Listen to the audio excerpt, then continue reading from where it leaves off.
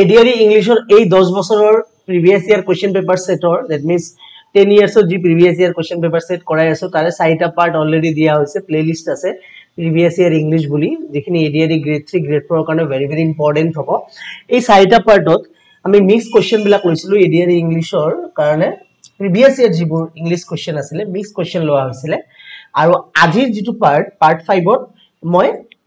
SSC CHSL আৰু অসম ডিপাৰ্টমেন্টৰ যেনে আসাম ডিপাৰ্টমেন্টৰ গুৱাহাটী হাই কোৰ্ট আছে আৰু দুই এটা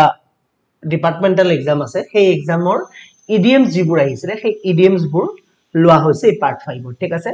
ইডিএমছ এটা ইম্পৰ্টেন্ট টপিক হয় ইংলিশৰ বাবে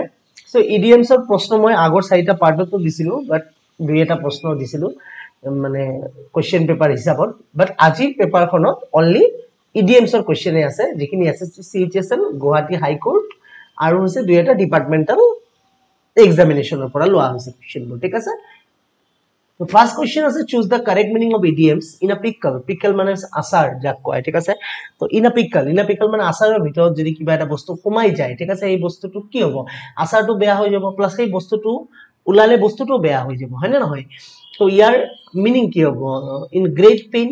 in trouble the deep sorrow none কোনটো হ'ব so the correct answer is in a trouble মানে মই ট্ৰাভেলত পৰি যাম মানে নাই যে পিকলত পৰি যোৱাৰ লগে লগে আচাৰত পৰি যোৱাৰ লগে so মই যদি মানুহটোই যদি আচাৰত পৰে বা কিবা এটা বস্তু আচাৰত পৰে কি হ'ব ট্ৰাবল ফিল কৰিব নাই তো ইন a trouble মানে ইন আ হ'ব ইয়াতে in a trouble ঠিক আছে সৰটো হ'ব নোৱাৰে দুখ পেইন বেদনা এইবিলাক হ'ব নোৱাৰে ঠিক আছে so meaning হৈছে in a trouble next question to grease the palm তাৰ মানে হ'ল মানে bribe লোৱা যায় বুলি কোৱা হয় ঠিক আছে মানে হৈছে ঘুষ লোৱা ঠিক আছে ঘুষ গ্ৰীজ দা পাম মানে ঘুষ লোৱা বুজায় তো ইয়াৰ শুদ্ধ মিনিং হ'ব টু bribe someone ঠিক আছে কাৰোবাৰ পৰা যদি মই ঘুষ লওঁ ঠিক আছে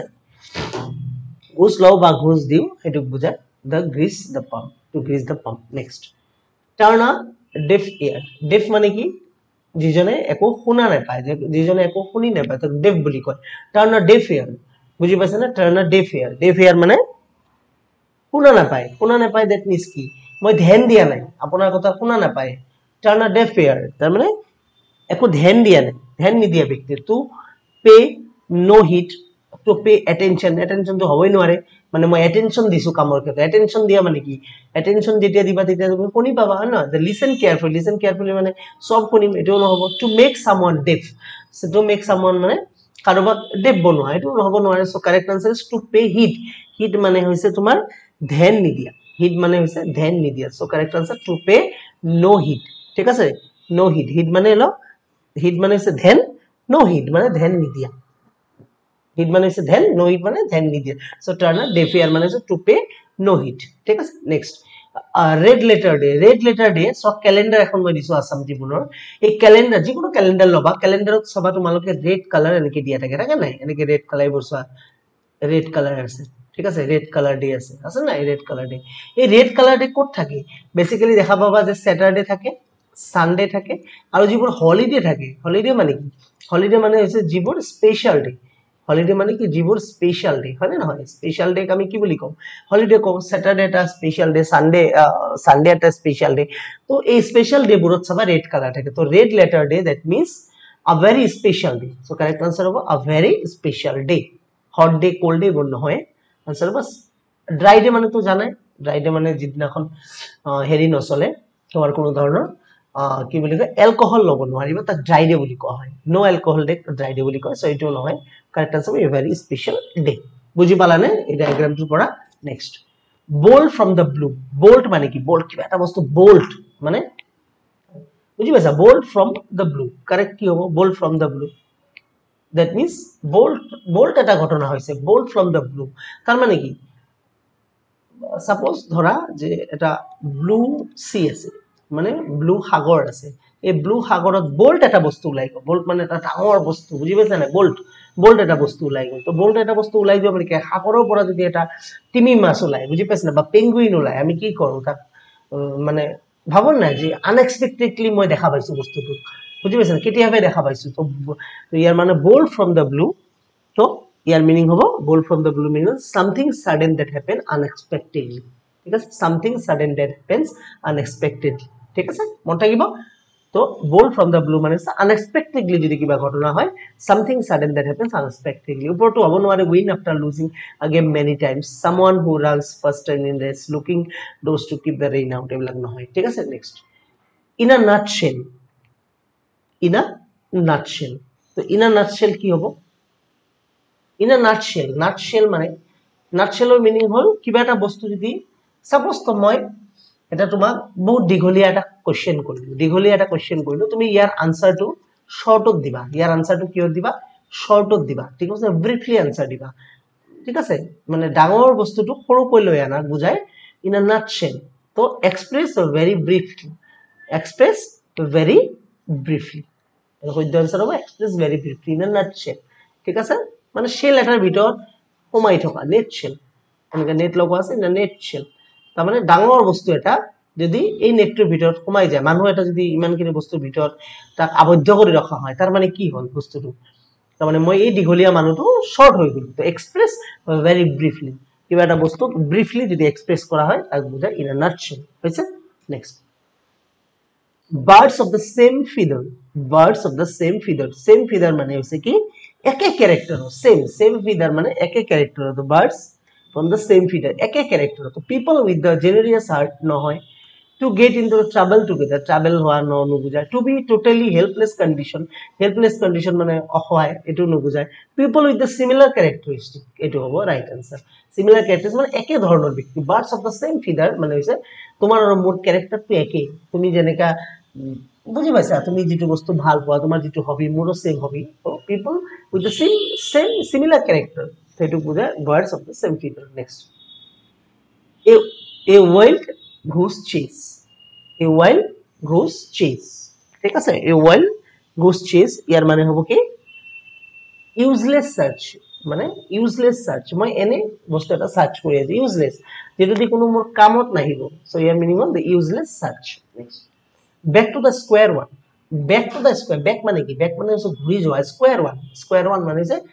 পুনৰ আগৰ স্থানত ঘুৰি যোৱা back to the square one আগৰ স্থানত মানে কি বুজাইছে আগৰ স্থানৰ মানে মিনিংটো বুজিবা যদি বিফোৰ বুলি আগৰ স্থানত ঠিক আছে আগৰ পয়েন্টত বুলি কয় হেতু নহব কিন্তু back to the square point মানে হল সাপোজ তুমি এডিআরই एग्जाम যোৱাবাৰ দিছিলা এডিআরই 1 দিলা ঠিক আছে 2022 যেটো এডিআরই 1.0 হৈ গল হেতু एग्जामত তুমি রিটেন एग्जाम কোয়ালিফাই কৰাৰ পিছত কিহত বহিলা স্কিল টেষ্টত বহিলা ঠিক আছে স্কিল টেষ্টত বহিলা দেখা গল স্কিল টেষ্টত তোমাৰ মার্কস নাহিল 25 স্কিল টেষ্ট হৈছিল 25 পিছত দেখা গল তুমি 1 মার্ক পালা তাৰ মানে স্কিল টেষ্টত তুমি ডিসকোয়ালিফাই হলা এটা স্কিল টেষ্টত ডিসকোয়ালিফাই বা মানে এডিআরই 2 ত গই এডিআরই 2 যিখন অনুষ্ঠিত হ'ব এই এডিআরই 2 তুমি স্কিল টেষ্টত ডাইৰেক্টলি বহিব পাৰিবা নেকি ৰিটেন টেষ্ট নিদিয়া কৈ নোৱাৰিবা তোমাৰ পুনৰ ৰিটেন টেষ্টত বহিব লাগিব যদিও তুমি এডিআৰই 1 ৰিটেন পাস কৰিছিলা কিন্তু এডিআৰই 2 তুমি ডাইৰেক্ট স্কিল টেষ্ট দিব নোৱাৰা পুনৰ ৰিটেন টেষ্টৰ পৰা স্টাৰ্ট কৰিব লাগিব তাৰ মানে কি একেবাৰ স্টাৰ্টিং হ'ব যদিও মই শেষৰ পৰ্যায়লৈকে কৈছো কিন্তু ফেল কৰাৰ কাৰণে মই পুনৰ আগৰ স্থানৰ পৰা আৰম্ভ কৰিব লাগিব তো back to the square one মানে হৈছে কাম টু দা অৰিজিনাল পয়েন্ট মানে যোৰ পৰা আৰম্ভ হৈছিল কাম টু দা অৰিজিনাল পয়েন্টত ঘূৰি আহি যাবা ঠিক আছে লুডু থাকে যে লুডুৰে যে খাপ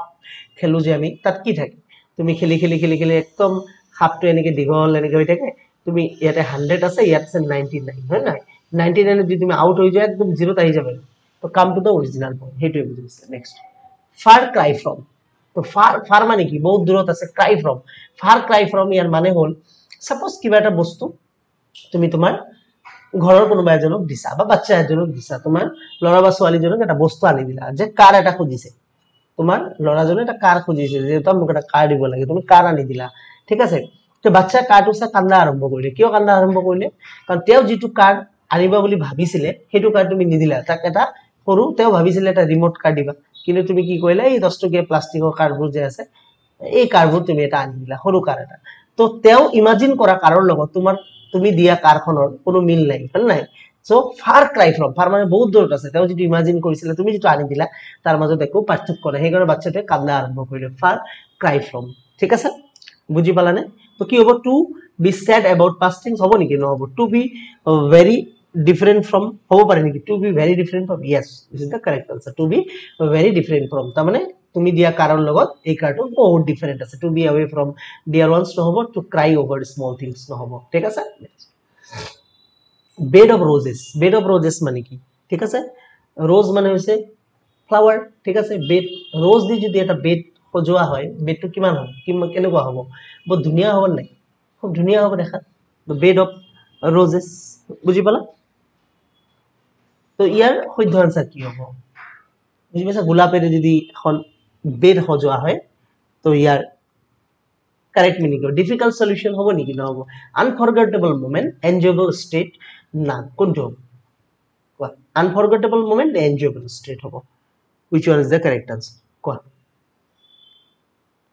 so the correct answer is কি enjoyable unforgettable moment মানে যদি বেডটো তো ডেইলি তুমি গোলাপেৰে সজাই নোখোৱা ডেইলি সজাই খোৱা নেকি তুমি নোখোৱা মাজে মাজে হে বেডটো দুনিয়াকে গোলাপেৰে সজাই খোৱা যায় কেতিয়াবা সো হেতু এই মোমেন্টটো কি কোৱা হ'ব an unforgettable moment an enjoyable state নহব enjoyable state মানে যেটো বস্তু ডেইলি মই এনজয় কৰি আছো ডেইলি তুমি গোলাপেৰে সজাই বেডত খোৱা নেকি নোখোৱা